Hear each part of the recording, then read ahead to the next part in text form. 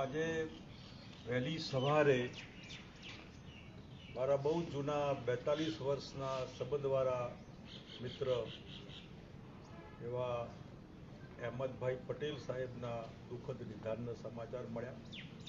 સ્વાભાવિક દુઃખ થાય।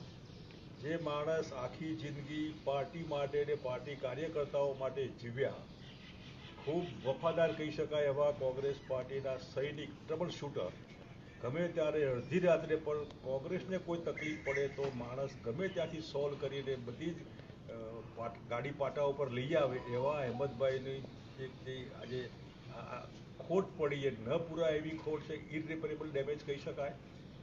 એટલું જ નહીં, દેશના રાજકારણ માટે એક એવો માણસ કે પબ્લિક લાઈફમાં પડ્યા છતાં સત્તાથી વિમુખ ધાર્યું હોત તો દેશના રાષ્ટ્રપતિ થઈ શકત। ક્યારે છાપા કે ટીવી કે મીડિયા માટે કે મંત્રી માટે, પ્રધાનમંત્રીની પોસ્ટ હોય કે પ્રાઇમ મિનિસ્ટર કે પ્રેસિડેન્ટની પોસ્ટ માટે પણ ક્યારેય કોઈ ઈચ્છા વ્યક્ત નથી કરી। જાહેર જીવનમાં આવા વ્યક્તિત્વ બહુ ઓછા હોય છે। એવા અહેમદભાઈ પટેલને જેટલી દિલથી શ્રદ્ધાંજલિ આપીએ એટલી ઓછી પડે। હકીકતમાં અમને એનો ખભો હોવો જોઈએ, એના બદલે અમારે એને ખભો આપવો પડે એ બહુ દુઃખની વાત છે। એના દીકરા ફૈઝલને, બેન મુમતાઝ પટેલ સિદ્દીકીને પણ આશ્વાસનના શબ્દો ઓછા પડે। એમની ખોટ પૂરી એ ન પૂરાય એવી ખોટ એ પરિવારને પડી છે। એના કરતાં વધારે દેશને, કોંગ્રેસને એવા અહેમદભાઈ માટે જેટલા શબ્દો કહીએ એટલા ઓછા। કોઈ પણ કાર્યકર્તા ક્યારેય દુઃખી હોય તો રડતો જાય ને હસતો આવે, ને ક્યારેય કોઈ દવાખાનામાં બીમાર હોય, કોઈને આર્થિક તકલીફ હોય, અચાનક ક્યાંય કોઈ હોય તો એ અહેમદભાઈ કાયમ માટે એના સુખ દુઃખમાં ભાગીદાર બને। એવા માનવતાથી ભરપૂર કહી શકાય એવા અહેમદભાઈ આપણા વચ્ચે નથી, એનું દુઃખ બહુ સ્વાભાવિક છે। બાપુ, તમારી કોઈ બી યાદ જે અહેમદભાઈ સાથે જોડાયેલી આજે એનો અવસર નથી, પણ હું અહેમદભાઈ 1977થી પાર્લામેન્ટમાં, એ પણ લોકસભાના સભ્ય ભરૂચમાંથી, હું હતો કપડવંજમાંથી। મારા એમના એટલા વ્યક્તિગત સંબંધો, એ વખતે હું ભરૂચ જાઉં તો અંકલેશ્વર એમના ઘેર જમતો ત્યાં જ સુઈ રહેતો, આવા સંબંધો। દિલ્હીમાં જવું તો દિલ્હીમાં 102 સાઉથ એવન્યુમાં એમનો ફ્લેટ હતો, હું નોર્થ એવન્યુમાં।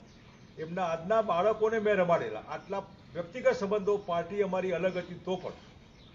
અને જ્યારે કોંગ્રેસમાં હતા ત્યારે અમારા માટે સર્વા જેને કહેવાય, ક્યાં પણ કોઈ પ્રોબ્લેમ હોય તો અહેમદભાઈ, ક્યાં પણ પ્રોબ્લેમ હતો અહેમદભાઈ, એટલે અહેમદભાઈથી પ્રોબ્લેમના સોલ્યુશન, દરેક દુઃખોની દવા અહેમદભાઈ હતા। કોંગ્રેસ પાર્ટી માટે, કોંગ્રેસ પાર્ટી વર્કર માટે, સોનિયાબેન માટે, રાહુલ ગાંધી માટે, રાજીવ ગાંધી માટે પણ માણસે પહેલી વખત જ્યારે પાર્લામેન્ટરી સેક્રેટરી બન્યા રાજીવ ગાંધી વખતે, એ વખતે માણસને લાગ્યું કે કંઈ પાવર નામની વસ્તુ છે, પાવરથી વિમુખ રહેવાનું ત્યાંથી એ શીખ્યા।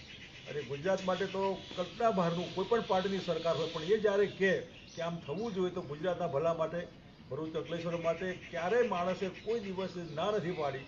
એવા હકારાત્મક વલણવાળા, જે રાજકીય પક્ષોથી પર, પ્રધાનમંત્રી સાથે પણ એમના સંબંધો, મારા બી હામે હતો તો પણ એમના વ્યક્તિગત સંબંધો, અને ક્યારેક કોઈ કામ હોય તો એમને કામ હોય જ નહીં, એમને પબ્લિકનું કામ હોય તો પણ માણસ ના ન પાડે।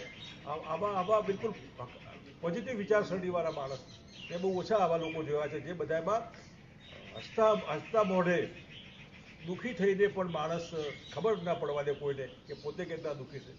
શારીરિક રીતે માણસ આખો દિવસ રાત્રે 1 વાગે સૂતા હોય પણ સવારે 10 જનપદમાંથી ફોન આવે, ભાઈ 8 વાગે મિટિંગ છે તો 8 વાગે પહોંચી જવાનું, તબિયતની ક્યારેય ચિંતા નહીં કરવાની। આવા અહેમદભાઈ એટલે બહુ, અને છતાં લો પ્રોફાઇલ, જાહેર જીવનમાં લો પ્રોફાઇલ રહેવું બહુ કાઠું હોય। આવા લો પ્રોફાઇલવાળા જાહેર જીવનમાં પોલિટિશિયન મેં નહીં જોયા। બહુ મોટી નેશનલ લેવલે ખોટ છે બધી પાર્ટીઓને, ન ફક્ત કોંગ્રેસ। આપણી કલ્પના બહારનું એમનું મેનેજમેન્ટ અને એમના પીઆરઓ જે હતો ને, એ ઇન્ટરનેશનલ લેવલે એમનો પીઆર। કોઈ પણ પૂરું ડેડ બોડી ક્યાંય પડ્યું હોય ને માની લો કે લઈ આવવું હોય તો અહેમદભાઈને વાત કરો એટલે બધું વ્યવસ્થિત રીતે એના ઘરમાં પહોંચી જાય। આટલા બધા આશીર્વાદ લોકોને એમને મળેલા। ઠીક છે, કોરોનાનો ભોગ બની ગયા એટલે જે આપણા હાથમાં નથી। હું રોજ ગૌરવ પંડ્યા જે એમના સાથે નજીકમાં હતા એમની સાથે વાતચીત કરતો હતો અને ખબર અંતર પૂછતો હતો। ડૉક્ટર બાલા મદ્રાસમાં બહુ સારા ડૉક્ટર છે ફેફસા માટેના, એ ભલામણ કરેલી કે એને બોલાવો, એની ટીમ પણ આવી ગઈ હતી, પણ અલ્ટિમેટલી બધા ફેલ્યોર થઈ ગયા ઓર્ગન્સમાં, એમાંથી આ બધું થયું। એ વિનો ઇટ કેમ થયું બધું, પણ આ ઇરિપેરેબલ ડેમેજ છે બધા એના માટે, પાર્ટીને નહીં બધા દેશ માટે કહી શકાય। ધન્યવાદ।